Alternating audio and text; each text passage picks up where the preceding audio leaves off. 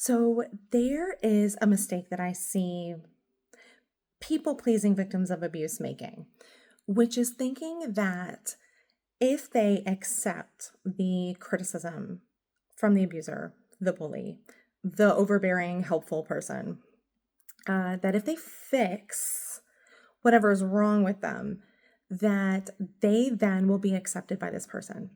And the thing is, that's operating off a misunderstanding of what these criticisms are designed to do. The criticisms aren't designed to make you better.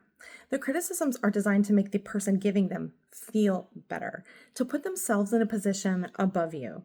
And really what this is it's a status enforcing behavior. They've identified the victim, the target of their criticism, their behavior, as someone who is either lower in status or whom they want to be lower in status. And so they use these behaviors to get the victim to agree that they are lower in status. And so it's kind of like when you see kids on a playground and you have one kid that's like bullying another kid.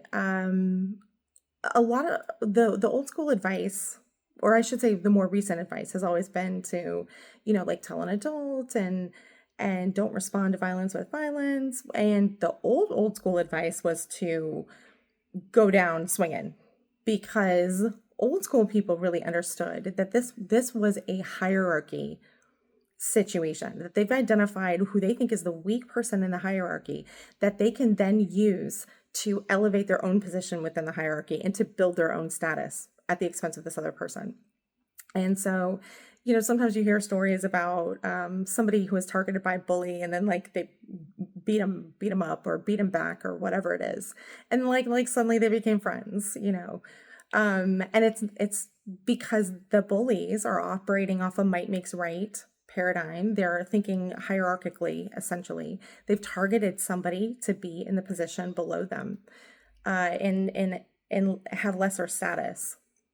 And so the target in that situation is basically saying, no, I don't accept what you're saying. I don't accept what you're doing. I'm not below you in status, and I have the right to come for you. When you have people surrounding the victim who don't allow the victim to fight back, they then either intentionally or unintentionally are reinforcing this hierarchy and the victim's lower status. Because if the bully tried to do that to a higher status person, they would get shut down like so hard. So anyway, don't think there's something wrong with me. I have to change who I am to make this person accept me. The point isn't that they don't accept you. The point is they're looking for reasons to not accept you. They have a feeling they don't like you, which is like, we don't all like each other. That's their business. If they don't want to like you, that's fine. But they don't get to come and tell you about yourself, right? Like if you have an opinion, you can have that opinion.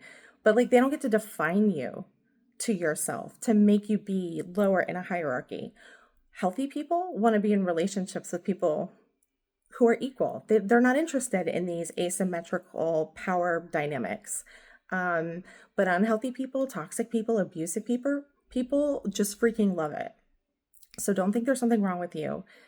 If hypothetically speaking, if the feedback were correct, you'd be getting it from a different place, from someone who actually cares about you and is delivering it in a different way, not in a way to build themselves up at your expense. So you don't have to trust what an abuser tells you about yourself.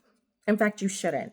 You'll get that information from a more reliable narrator than the abuser or the bully.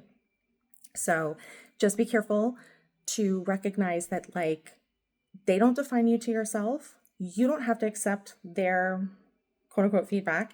And that feedback is designed to put you below them anyway. And you don't have to go along with that.